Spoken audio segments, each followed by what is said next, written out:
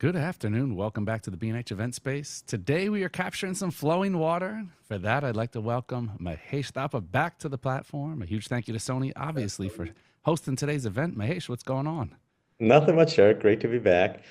Well, it's good to have Talking you. about my one of my favorite subjects. I love it. I love it. Well, I'm going to turn it over to you. I'll remind everybody that if you do have any questions at all, Is, feel is free to anybody drop hearing them in the a YouTube chat. feedback? I think you had a little loop back going on there. I heard it cut out though, so Okay, cut. Okay, perfect. I Great. think Thank we you. should be good now. There we go. We're good. See, Thanks, guys. Mahesh, we've recently hired Mahesh as our associate producer, so we want to thank him for chiming on that. Super.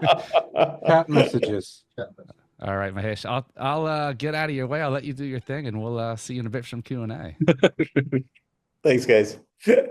All right. So, when I first started this, I was like, well, let's talk about waterfall photography. But then I realized, it's not everything that flow is a waterfall. So I call it water flow photography because, we could then expand our talk to rivers and streams and lakes, long exposure photography, things like that. That's the good stuff. So hopefully what I talk about today, you can apply to anything that has movement, whether it's streaks of light, whether it's clouds, whether it's water. And a lot of the concepts we talk about is going to be very, very similar. So, but I am going to concentrate mainly on flowing water for this particular talk.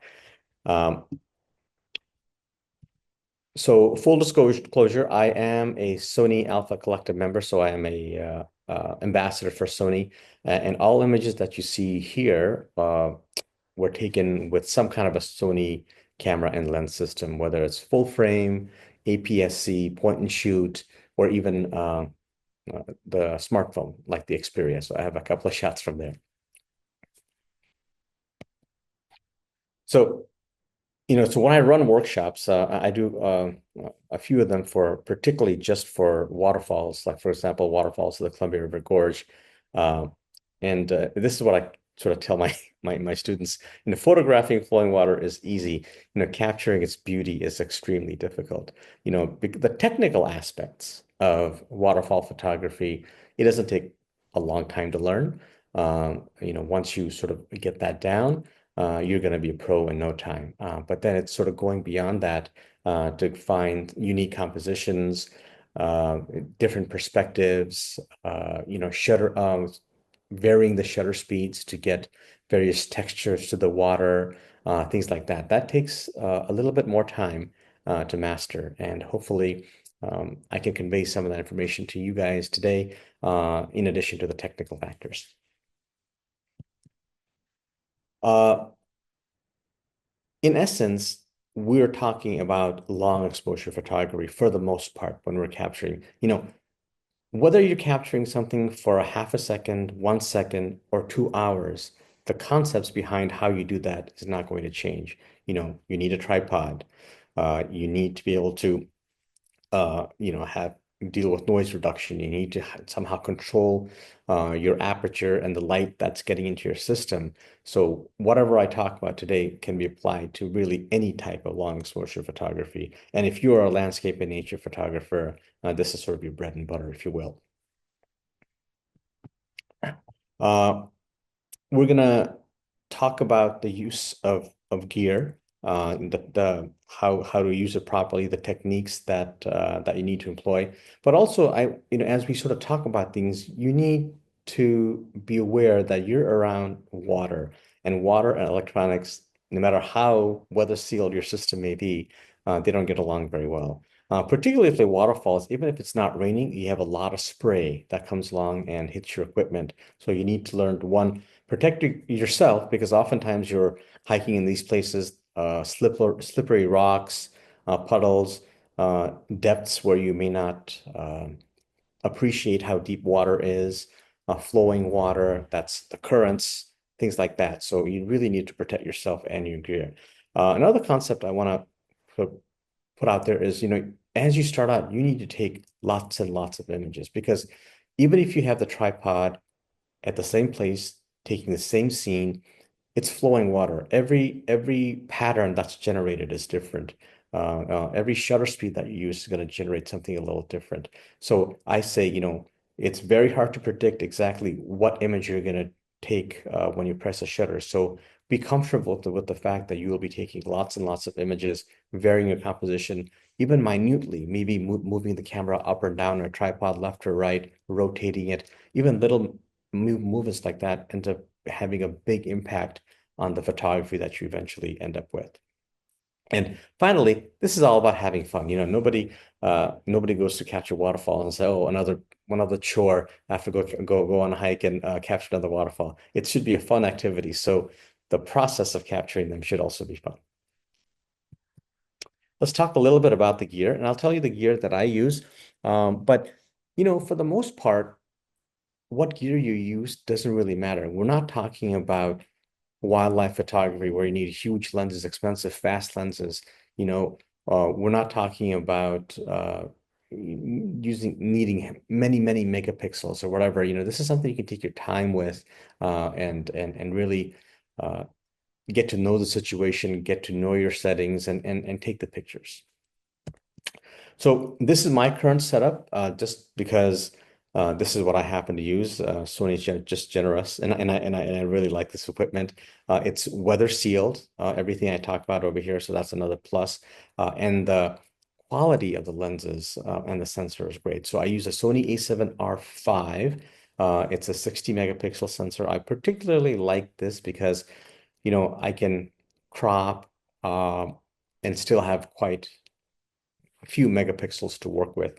The dynamic range is really second to none, particularly at the very low ISO values.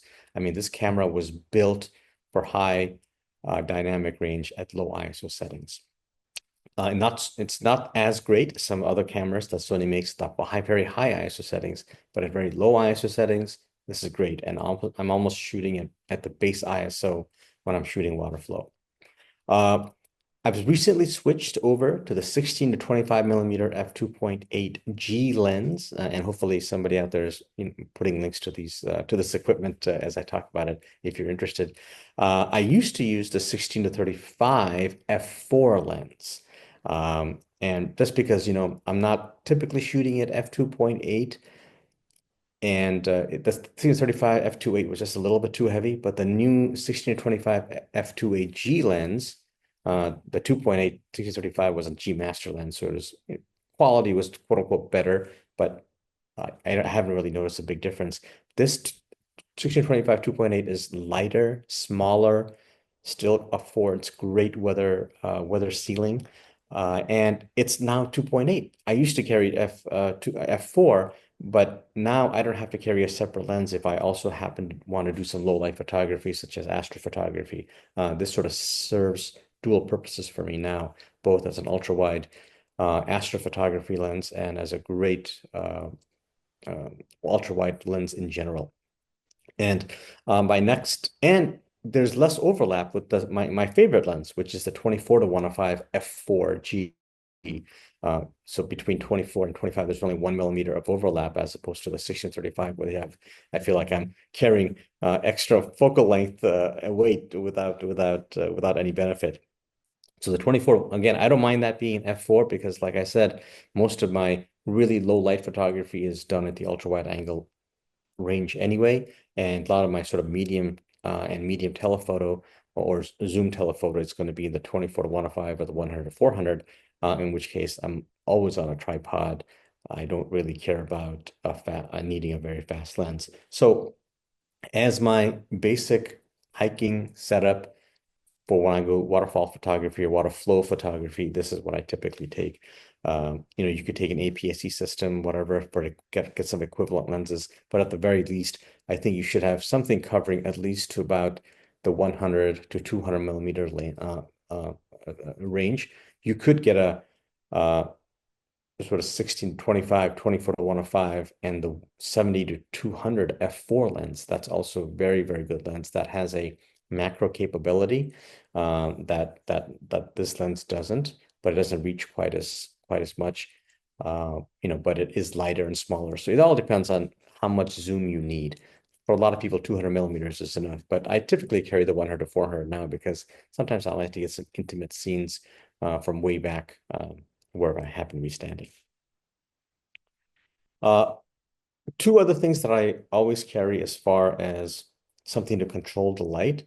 One is a polarizer, and the other is an ND filter. Oftentimes, it's a set of ND filters, typically carrying a 3-stop, a 6-stop, and 10-stop. And that's because I want to be able to control the amount of light and the shutter speed, because I want to be able to vary the shutter speed as I wish to capture a certain texture in the water, for example.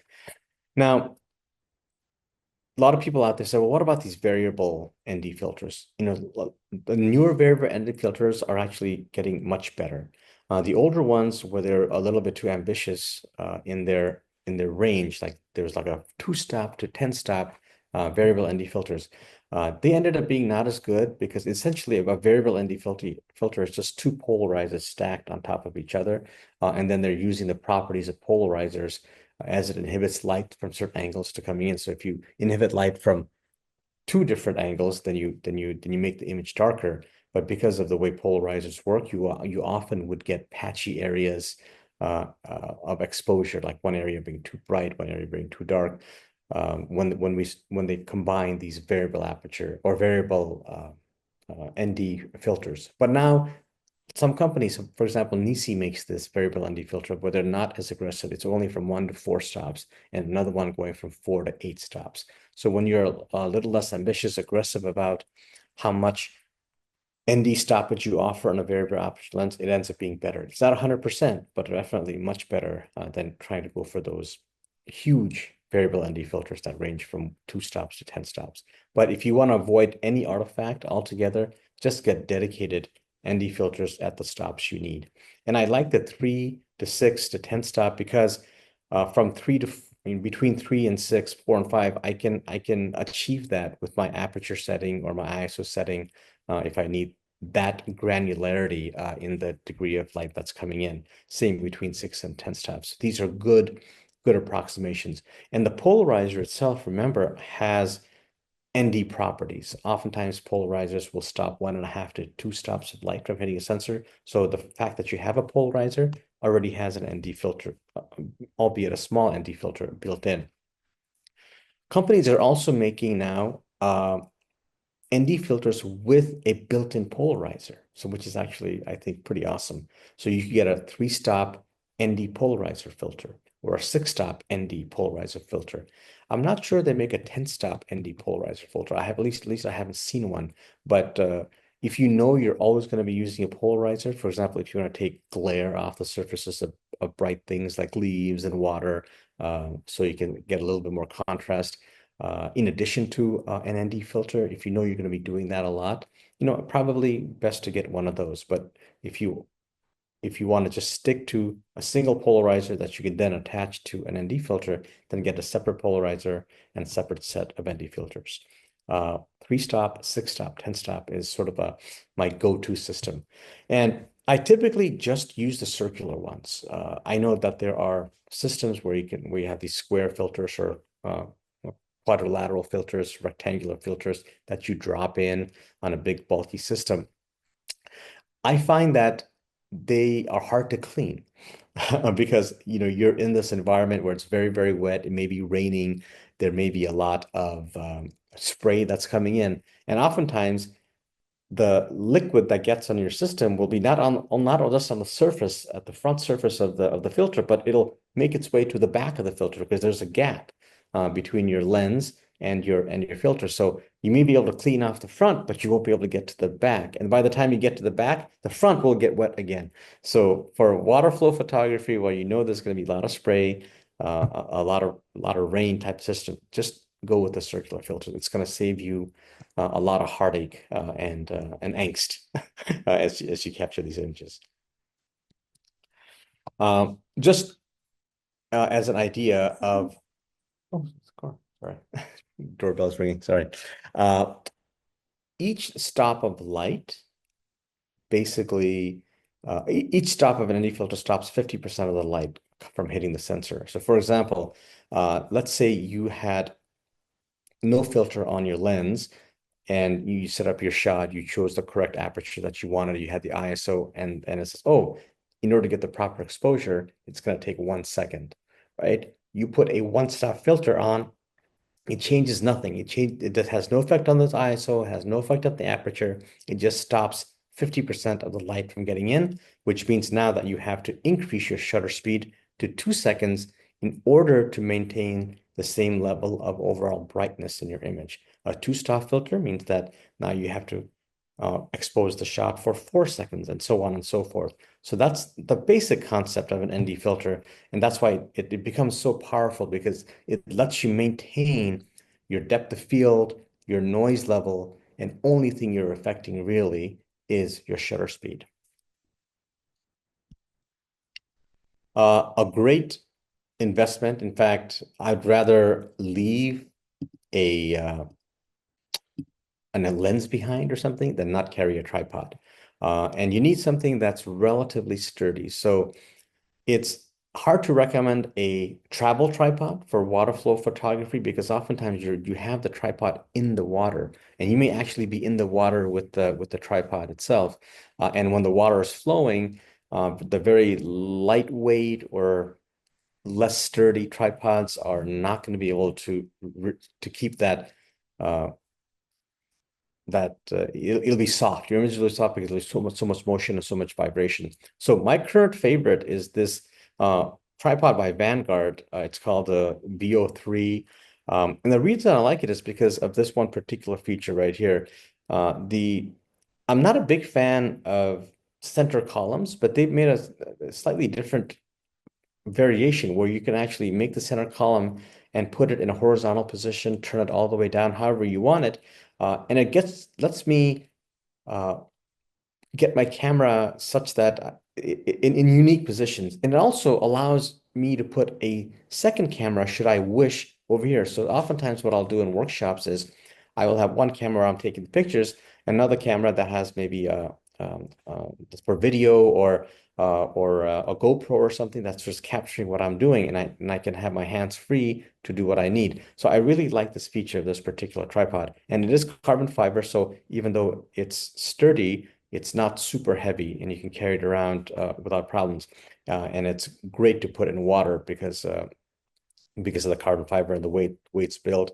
It really is great. So I've been using it for a year now, and then this is my favorite. There are other tripods that you can try. If you already have a great tripod, that's fine, but just make sure that it's a sturdy tripod, because um, this is one of the situations where a good tripod is really going to help you.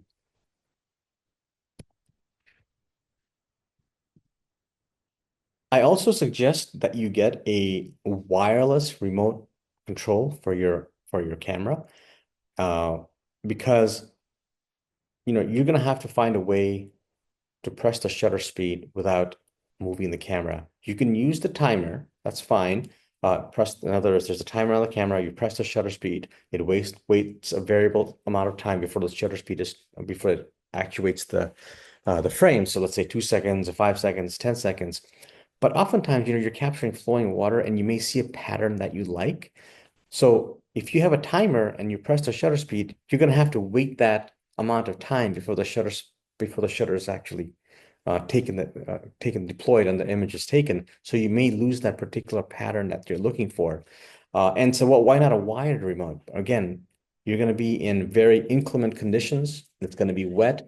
And no matter how good your weather system, seal system is, when you take that flap down to expose your little outlet for your wired remote control, it's no longer weather sealed, right? But if you have a wireless one, it takes care of both problems. As soon as you press the shutter button, it takes the picture. You don't have to open up any flaps, so you're not gonna get water into your system.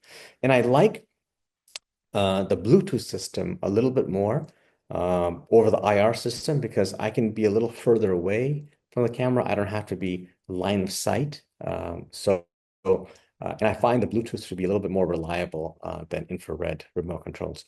For my Sony system, this is the one I use. It's called the RMT P1BT. That's a terrible name, but it's a wireless remote commander, and it does exactly what I don't really use any of these other functions like zooming. If you had a lens that allow you to zoom, it'll do that. I just use it for the button here to release the shutter. Uh, Realize that, you know, some of your best compositions are not going to be from the side of the stream or at the edge of the waterfall. It's going to be you having to go in the stream and capturing some compelling shots. It lets you get very close to the white part of the water, for example. It lets you look up in a perspective that you often don't get. And so oftentimes you'll want to go inside the stream with your equipment. So all the more reason to make sure that you protect yourself and your gear. So typically, I just have in the summertime, especially, I just have some water shoes in my backpack. And so when I know I have to go in, I have shorts on, or maybe I have a change of shorts in my bag, I just put those on and I just go up to my knees or up to my mid thighs. So I'm still at least in the water. Maybe I won't be able to get in as deep as if I had waders on. But if I know I'm going for a particular type of shot in a particular area, and I've been there before, and I know I have to go deep into the stream, I will carry neoprene booties with dedicated water shoes and waders. Oftentimes, you can see me here with the with the waders on, often to the level of your chest. And a lot of these waders have little protected pockets in your chest. This is basically what fishermen use, right? And you could put in your phone there, extra set of filters that you may want to use. I find those to be very, very helpful. And it's actually because oftentimes it's almost sort of like a wetsuit also, so you stay warm in the water when you have these waders on. Some other things that you may not think about, but I recommend carrying and it's all about dealing with the water spray, dealing with inclement weather, dealing with the waves and the splashes that come through, salt water, things like that. So I actually carry an umbrella with me. It's not one of those cheap umbrellas, it doesn't have to be super heavy, but enough to protect your gear. And it's not so much for the protection, more so than the convenience. So oftentimes what I'll do is I'll compose my shot of a water flow or a water flow or stream. But as I compose a shot, little droplets of water are falling on the front of my lens or the front of my filter. Now, if I just try to wipe it and take a picture, uh, as soon as I'm done wiping, and by the time I wipe and I press the shutter button on my remote release, water has already gotten on the front of my front of my lens. So what I do is I compose the shot and I put an umbrella between the water and the lens, and then I make all my settings, ISO, whatever and as soon as I lift my umbrella up, I press the shutter button so that minimizes the time between when the lens is being protected by the umbrella and the umbrella is taken away. So you have very few water droplets. And even with that, you may not be able to avoid water droplets altogether. And then what I do is I take several shots. So I use the umbrella, take a shot after umbrella, and I take another shot, same technique. The benefit of that is the water droplets will be at different places between the shots. So what you can then do is, because you're on a tripod, you could take those images into Photoshop and clone out the water droplet from one spot with the with the clean area from the other spot as you layer those images. So as you can imagine, but that's what you're doing. Without you having to resort to clone, you just mask out each of these water spots because you've taken multiple shots from the same location and you've wiped the lens between shots. So anyway, I think you get the concept. I take big absorbent towels with me, and these are like these automotive towels you get at Costco, kind of like chamois almost, the little tiny things that you get for free at a convention or something that's good for your glasses is not what's going to be good enough for your gear, because it's not just the front element that you're cleaning, you're wiping down your whole camera oftentimes because it's going to get wet. So, and these are cheap, it's like $15 for 30 of them or something like that. You A very simple hack is, when I travel, I always take these little shower caps with me. They're great because they have elastic band at the end. You could put it all the way around your camera and have just the little lens part or the filter part exposed. And they work great actually. It's a great hack to protect your equipment. Or you can buy dedicated what they call shells. Peak Design makes one. I think ThinkTech also makes one. It sort of looks like this. It's a more robust system, but they're not cheap. You can often get away with just these little shower caps if you want to. And for this is another example of a waterfall shot. I was actually in the stream, walking to get this particular perspective. Because had I tried to shoot this waterfall, this part of it was not visible from any part of the stream. So actually, only after going into the stream was this little part actually even visible. So maybe a little thing, but compositionally, I think it flows better.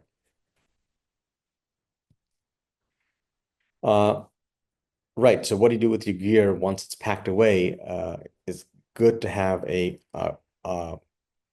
good quality camera bag, particularly one that has a rain cover, or if it doesn't have a rain cover, buy a rain cover, because you're often and put the rain cover on before you get to the waterfall. Because some people, so they just leave it like, oh, it's not raining, I don't need a rain cover. But all of a sudden you'll get to the waterfall and you'll turn the corner and this rush of water or this rush of mist will hit you. So just make sure you already have the rain cover on before you get to your destination.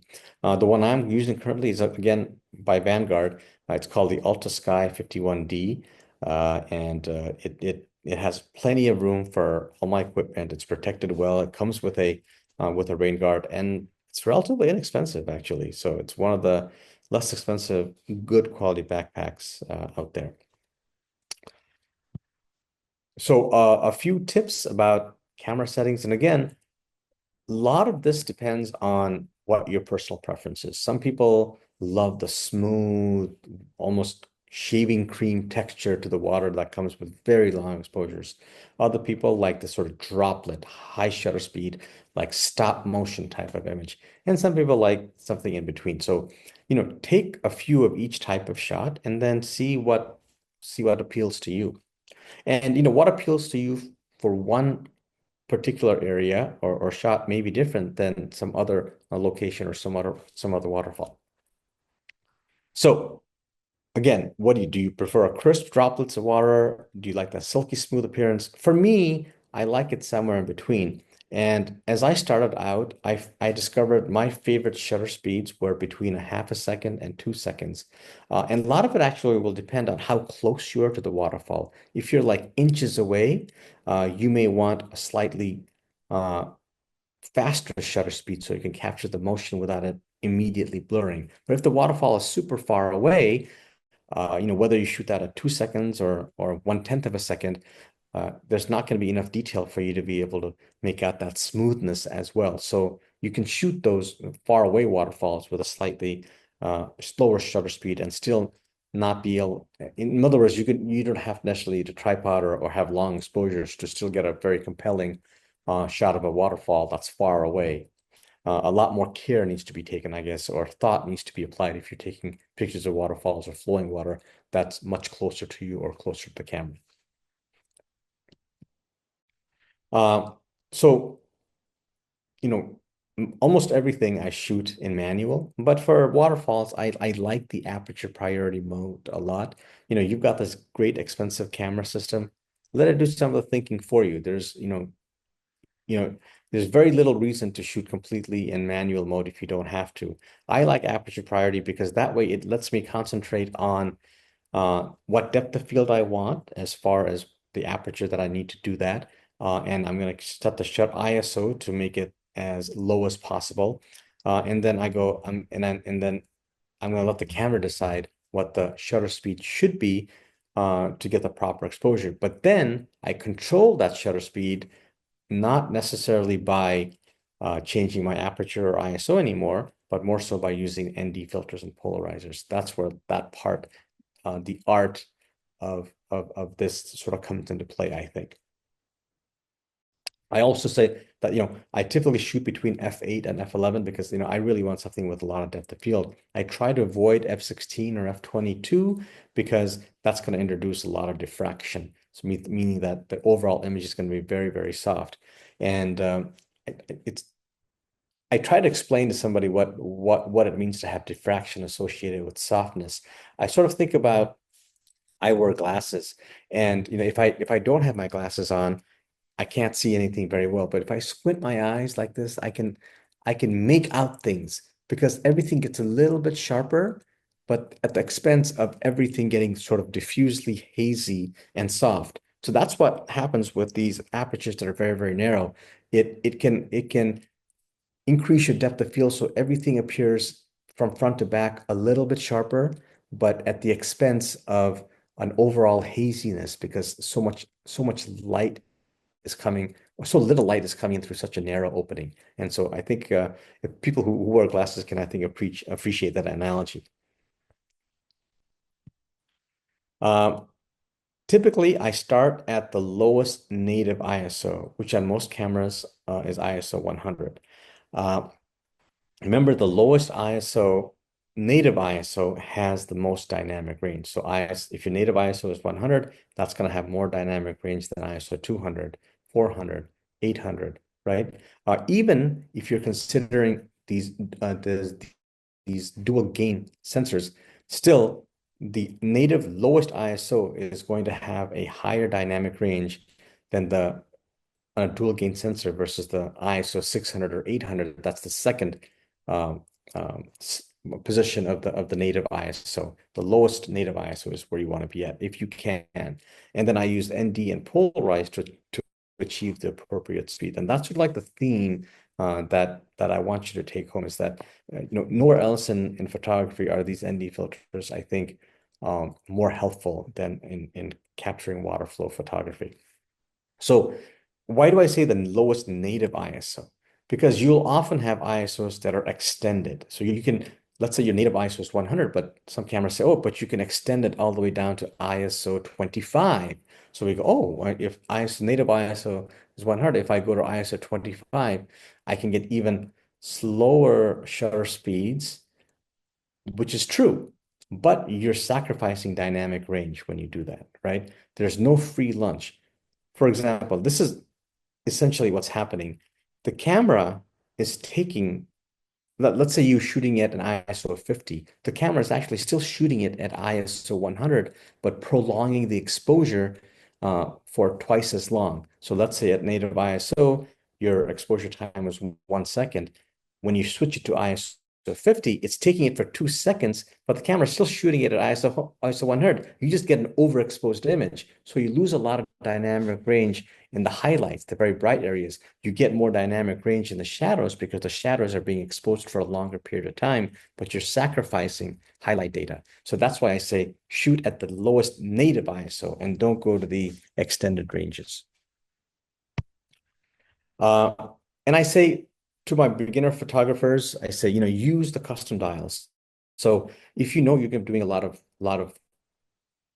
varied types of photography, have a dial that's dedicated for your water flow. So for example, if you're always going to start out initially at an ISO 100, aperture priority, f8 or f11, whatever f you want to do, set that. That way, if you're taking pictures something else, maybe wildlife or your kids, and you want to quickly get to your water flow settings, move the dial to a custom setting 1, 2, or 3, or whatever have you, and you're set. And at that point, there's less mental angst as you start out, or there's less of a cognitive load on your system as you're sort of getting everything ready, and the rain is falling on you, and then you're on a slippery surface. Let the modern gear help you to achieve what you need to achieve.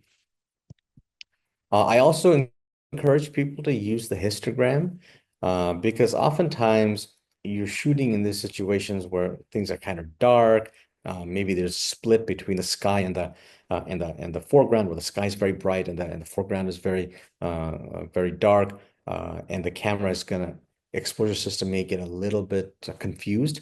But if you have a histogram, you can see exactly what the distribution of the colors distribution of the light is. So if you have an image where the histogram is all the way towards the left, you may have to just overexpose that a little bit more, or if everything is bunched up to the right, you may have to underexpose that a little bit more. It just gives you a little bit of more information, particularly when you're outside and the LCD is washed out, or your viewfinder may not be as accurate. What is accurate, always completely accurate, is going to be your histogram. So trust the histogram, don't trust the LCD. So what I want to sort of end with is an example, just to make sure you get you've got the concepts right. So pretend you're set up your tripod, you're taking a picture of a waterfall, and this is your starter point, and you say, okay, I'm consciously going to choose to shoot this in aperture priority mode. I'm going to set my aperture at f8. I'm going to set my native lowest ISO at ISO 100. And when I do that, the camera tells me to get a proper exposure. My shutter speed should be 1/8 of a second to achieve the proper brightness, right? But you said, well, Mahesh said, and I want to sort of start out see what if his settings are good. I want to achieve a shutter speed of 1 second, right? Because I want a slightly smoother appearance to the water flow. I've got a tripod. I can spend as much time as I want here to take a long exposure that I want. I want to achieve an exposure shutter speed of 1 second. What do I do? Well, you have several ways of doing that, right? One, while you're shooting at f8, so going from 1/8 of a second to 1 second, how many stops of light is that? So if you double the exposure time, that's 2/8 of a second or 1/4. If you double that, it's 1/2. If you double that, it's 1 second. So to go from 1/8 of a second to 1 second, it's 3 stops of light, right? So 3 stops of light. So f8, one stop of light from f8 would be f11. Another stop would be f16. Another stop would be f22. So conceptually, you could just change your aperture to f22 and get that 1 second shutter speed, right? However, remember we talked about if you shoot beyond f16 or so, or f16 or more, you're going to get this diffraction associated with softness. So you're going to have an image, that's going to be 1 second, but everything's going to be kind of blurry and soft because of all the diffraction. In addition, you already, wanted a depth of field of f8. Maybe you don't want the depth of field of an f22. Maybe you want some things to be a little bit out of focus, right? So you want that f8 aperture. Going to f22 is going to mess up your depth of field that you've chosen. So no, don't shoot at f22. Okay. Another way to get these 3 stops of light back is, okay, what if I drop down my ISO to the extended value of 25? Well, if I go from 100 to a 50, that's 1 stop. 50 to 25, that's 2 stops. And now I'll just change the aperture to f11 to get me to 3 stops. That still gets me to 3 stops. It allows me to achieve a shutter speed of 1 second. But no, you don't want to do that, because remember, the best ISO that you want to use is not the extended ISO, because you're going to lose dynamic range the further down the extended range that you go. And plus, you're going to have to change your aperture and choose a depth of field that you weren't initially wanting to choose, right? You're making some kind of compromise. The best option is to do an ND filter. Use a 3-step ND filter. So putting a 3-step ND filter allows you to maintain ISO 100, aperture f8. So it takes your shutter speed from 1/8 of a second to 1 second. It only affects the shutter speed at that point. And boom, you've got your perfectly exposed shot, at the aperture you wanted, at the native ISO, so there's no noise, best dynamic range, and you've achieved your shutter speed of 1 second. So hopefully that makes sense. And so, maybe rewind this part of the conversation if it doesn't. And also, you're welcome to send me questions if you like. And with that, I will open it up for questions and comments. Awesome. Thank you so much, Mahesh. You just pointed out that I've been doing something wrong, so thank you. What was that? I was on the list. The extended ISO. I don't. All right, for everyone like me, let's make this a teachable moment for everyone else like me. I'll take the hit for all the people out here who have possibly done the same thing. Don't have a neutral density filter. And the reason being, I'm all over the place with lenses. What is the best system that you recommend for the person who has various lenses of various diameters, but you have to have a neutral? I mean, especially now with video, not just waterfall and water flow. With video now, you have to have a neutral density filter to do video outside during the day. It's a must. So what is the system that you recommend is the easiest, most versatile filtering system or neutral density filter? So, the answer is slightly different depending on what. So if you're mainly a video shooter, I think variable ND is still great because the reason is because, you know, video is just a bunch of still images shot at a very high shutter rate, right? And so when you do that, and as you're panning, you don't see those artifacts as much.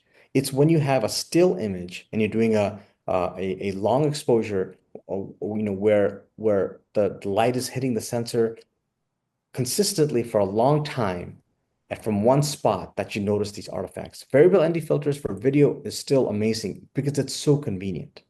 Okay. So I have no issues for video with the variability filter. It's when you get to these long exposure photography and you try to put like a very aggressive variable ND filter on your system where you go from 2-stop to 10-spot with a turn that you're going to have these patches of artifacts. So for those, either go with a variable ND system that's not as aggressive. So maybe two variable ND filters, one that goes from just 1 to 4 or 5 stops, another one that goes from 5 stops to 10 stops. Maybe you could do that. And then get the biggest diameter that you can find for your biggest lens, and then get step-up rings. So that way you're not spending buying a complete set of ND filters or variable ND filters for each lens that you have that has a different diameter. Okay. We just had Autumn Shock on, and she mentioned the same thing. And I'm going to take this as two Sony ambassadors telling me the same thing in a week. I think it's time for me to get that filter with some step-up rings. I got to finally listen to you guys, so I don't have to. And I don't want to discourage people from using the extended ISO, but just know the limitations. Know what you're sacrificing when you use an extended ISO, and that's the concept, right? It's like, so why not? If I want to achieve the lowest noise, why am I shooting at ISO 100 when I can shoot at ISO 50 and get half the noise? But you're getting half the noise not because you're shooting at ISO 50. You're actually still shooting at ISO 100, but you're shooting it for twice as long. So you have more photons in the shadow and dark areas to get rid of the noise, but you have too many photons in the very bright areas, so you lose the dynamic range there. So you lose dynamic range while getting in the highlights while gaining more dynamic range in the shadows. But that as long as you're okay with that compromise, then fine. Just make the conscious decision and just don't blindly use it. I love that. That's why they pay him the big bucks. Move to a question. Billy Gray over in the YouTube asking if the dedicated remote offers an advantage over using a phone app such as Sony Imaging Edge Mobile. Yes, definitely. I like the Sony app, but you have to get your phone out. Okay, you may drop it in the water when that happens. So a pro tip on my remote control, I actually have a little styrofoam thing on the back of it because I have dropped the remote control in the water and it has gotten lost. But with that little styrofoam, it'll always float to the top. So, and the Sony app, it doesn't reach as far, I've noticed, as the dedicated Bluetooth remote control. Like a Sony, I can only walk a certain distance before I lose signal. But the dedicated Bluetooth remote, I can go a much bigger distance. So if I want myself in the picture, for example, I can walk a further distance and I can use that. And the biggest thing is I don't have to take my phone out and in these environments where I can drop it somewhere. I love that styrofoam tip. I think that's the winner Yeah. of the day right there. Yeah. Look, glue and styrofoam, it's so cheap, right? Yeah, that's awesome. It's like, why wouldn't you think of that? That's great. I'm gonna make one for my camera so I can take my camera on the water. Yeah. Cheaper than a housing. All right, let's not stretch it there. Let's not stretch it. But Mahesh, always great to have you on. That wraps it up for the questions. Easy session, just some good great. information here. As always, looking forward to the next time we have you on. I want to thank Mahesh, of course, Sony for hosting today's event, and all of our viewers, as always, for tuning in. Another edition of the B&H Virtual Event Space now in the books. Catch y'all next time.